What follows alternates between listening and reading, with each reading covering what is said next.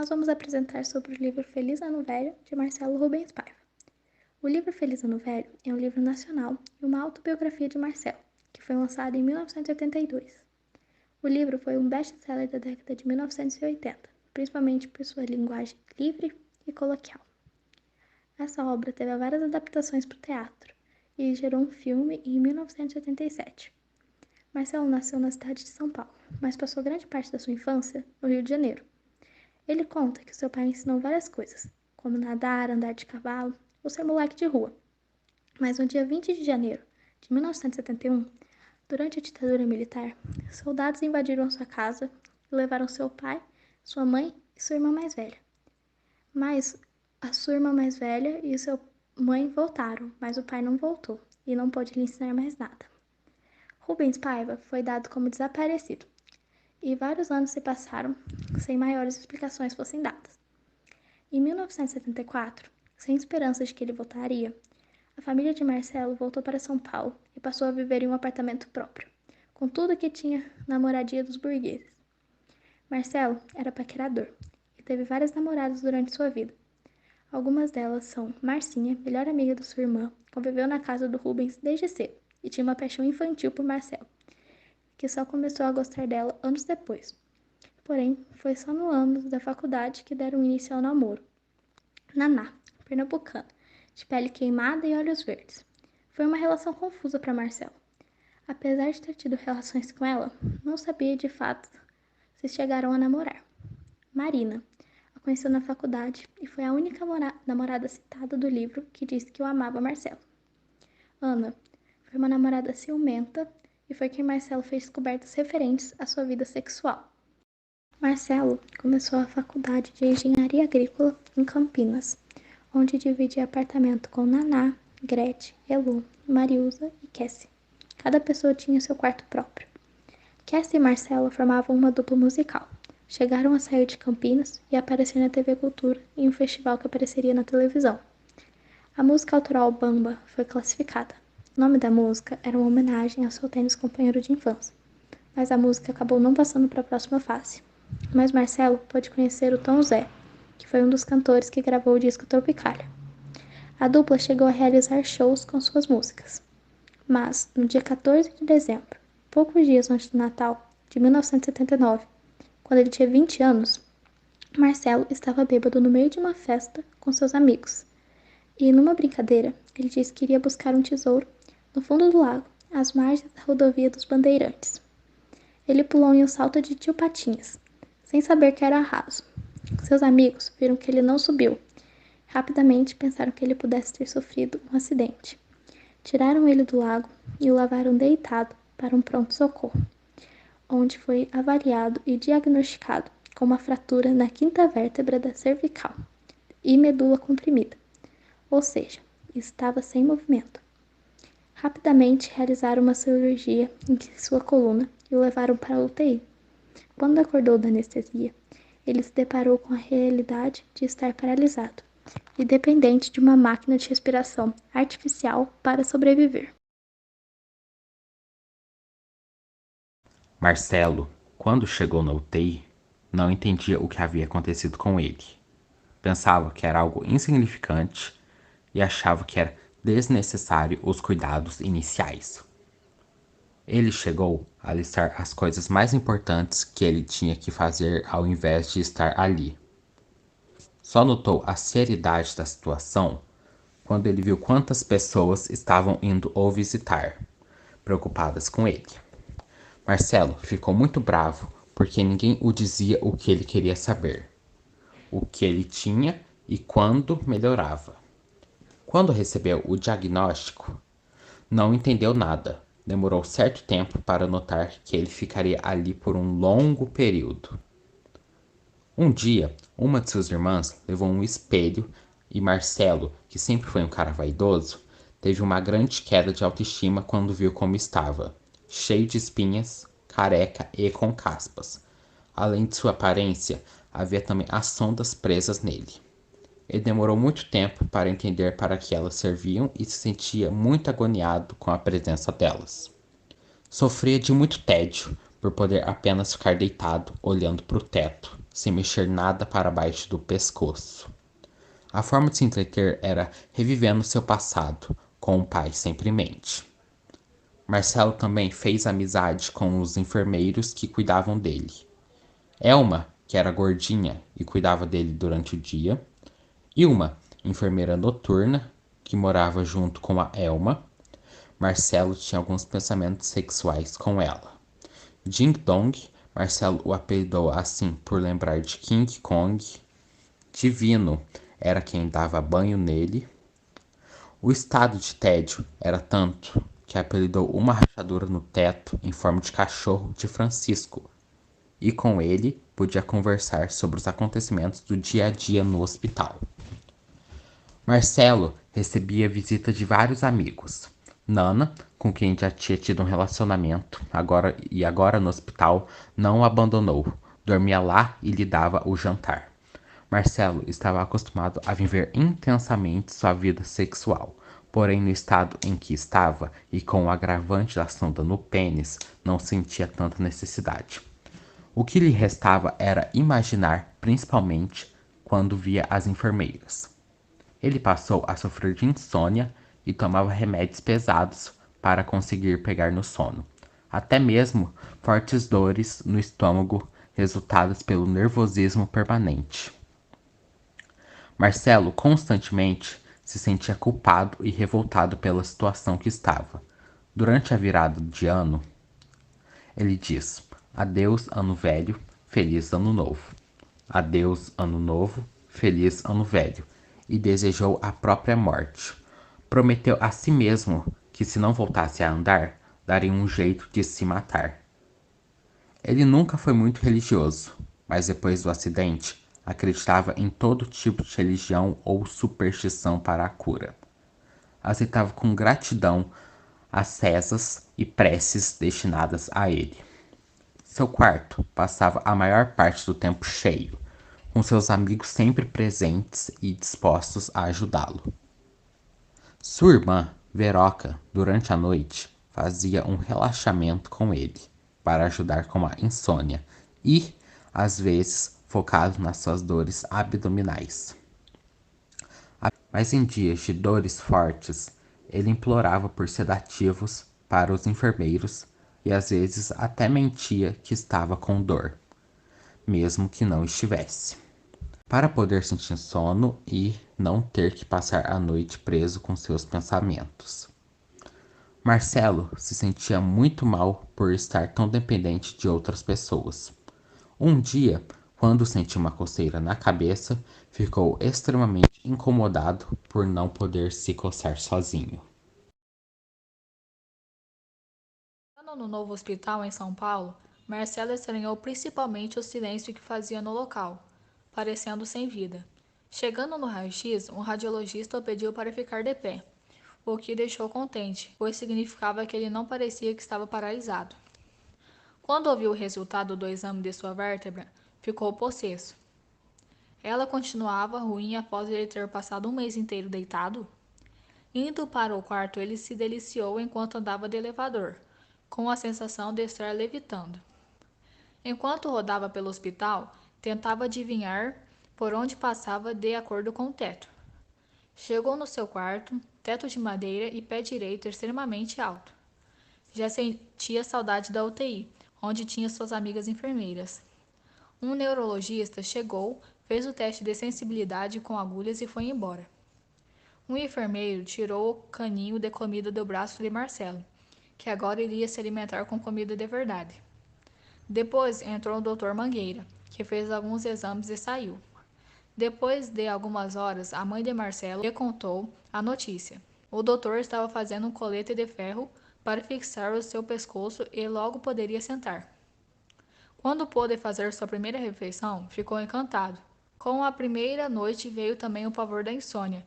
Gritou por muito tempo, obrigando uma enfermeira a lhe dar uma injeção de aspirina, para conseguir dormir. Na manhã do outro dia, conheceu Chico e Santista, os dois enfermeiros que lhe dariam banho daqui para frente. Marcelo lia com seus óculos prisma durante a tarde e recebia diversas visitas. Ele continuava sofrendo de insônia e mentia para os enfermeiros para ganhar uma injeção de aspirina. Um dia, ele recebeu a visita de Olaf e Virginia, um de seus melhores amigos em Campinas, e sua paixão não correspondida. Desejou estar no lugar de Olaf, que namorava Virginia. Posteriormente, o dia de experimentar o colete chegou. Ele tinha um encaixe que se dividia em dois, um na nuca e outro no peito. Um pedaço de couro duro que ficava no queixo, unido com dois ferros até outro no peito. Mesmo juntavam-se as duas partes por 4 tiras de carrapicho. De início, doeu muito. Puseram uma espuma dentro para que ficasse mais confortável. Depois de 4 dias, começaram a inclinar a cama e, devido ao tempo que passou deitado, desmaiou, pois o cérebro havia se acostumado a bombear sangue com menos força. O que deveria ser feito agora era sentar algumas vezes ao dia e aumentar a inclinação progressivamente. Marcelo começou a fazer fisioterapia com Osório. Quando chegou a 50 graus de inclinação, pedia para sua avó abrir a porta do quarto e ficava observando o corredor como se fosse uma passarela. Aos 70 graus, foi posto pela primeira vez na cadeira de rodas, mas acabou desmaiando. Na segunda vez, na cadeira, foi posto com as pernas na horizontal, pois assim não desmaiaria. Pôde ler, igual gente grande. Depois, sua irmã teve a ideia de levá-lo para dar uma volta, e ele quis ir ao terraço. Após uns dias, recebeu a notícia que voltaria para casa. Quando Marcelo recebeu a notícia que ele já estava pronto para voltar a morar no apartamento, se sentiu inseguro.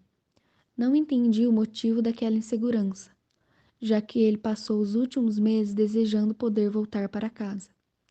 Mas agora que estava tão perto, ele se perguntava se o melhor não era o hospital, onde tinha médicos e enfermeiros à disposição, em caso de qualquer necessidade, e não corria riscos.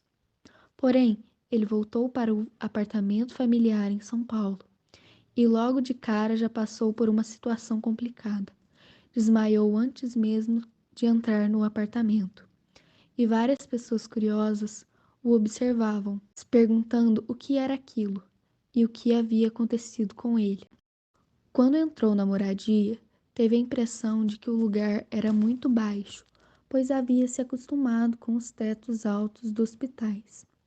Era difícil se locomover, pois necessitava de ajuda e a cadeira de rodas não cabia em grande parte dos lugares na casa, como no banheiro ou debaixo das cadeiras.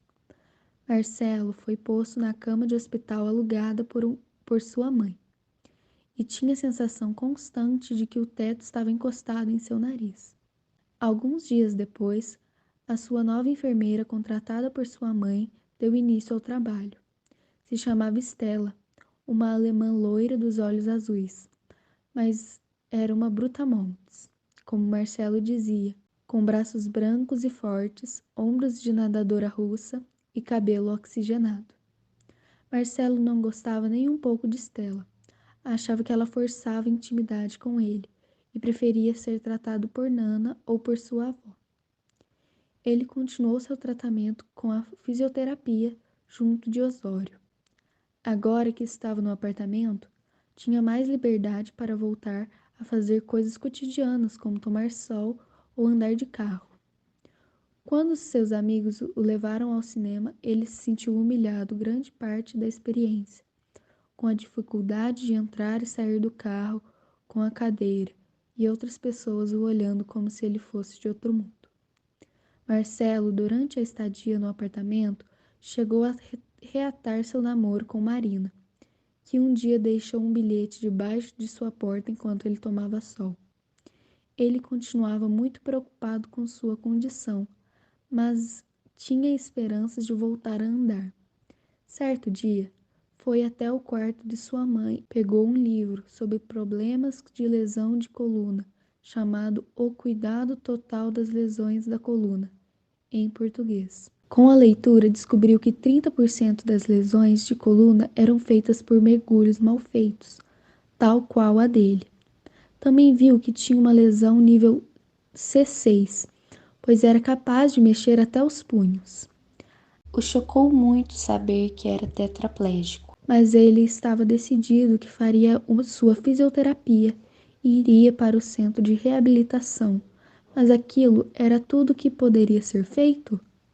Marcelo iniciou o tratamento com uma psicóloga. Foi relutante quanto a isso de início, mas acabou aceitando e gostou das sessões. Ele era verdadeiro consigo E foi capaz de entender muito como ele era e o que pensava ao seu respeito. Depois de discutir com Stella, pois ela o tratava como se fosse incapaz intelectualmente, um novo enfermeiro foi contratado, o Neguinho.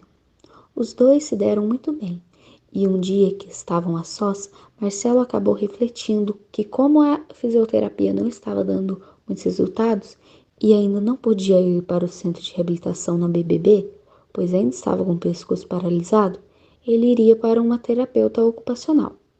Com o tratamento feito em conjunto com ela, Marcelo passou a ter muito mais independência. Começou a escovar seus próprios dentes e a comer sozinho.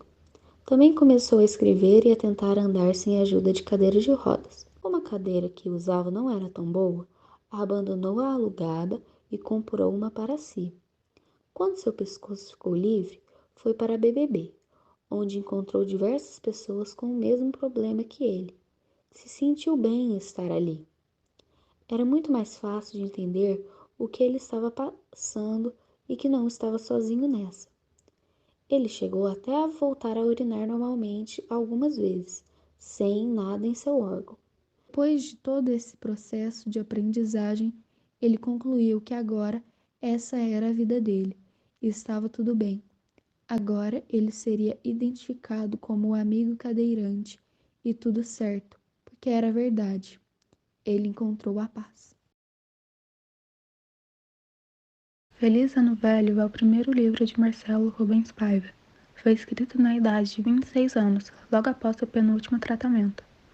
Diferentemente de pessoas que ao sofrer algo dramático se fecham, ficando presas no sofrimento e se limitando ao ocorrido, Marcelo sente que precisa batalhar e expõe sua intimidade e sua forma de pensar para o mundo. Ele o faz com uma linguagem bastante irreverente e coloquial. É capaz de transmitir sua firmeza através do texto. Apesar disso, também revela a sensibilidade de Marcelo, suas inseguranças, medos, arrependimentos, etc. O livro consegue mostrar que, mesmo sendo incerto sobre a vida, ele é resiliente, mesmo que não pense isso sobre si. Durante a obra, ele também mostra o processo de compreensão que o futuro é feito por infinitas incertezas e que é possível conviver com isso. O livro é em primeira pessoa, é muito transparente e autêntico, cotidiano, o que permite uma conexão imediata do leitor com a trama. A narrativa não é presa ao acidente ocorrido a Marcelo, mas ele também discute várias recordações e reflexões que traz ao texto, que tratam do interior e do exterior do ser humano, seus sentimentos, pensamentos e experiências.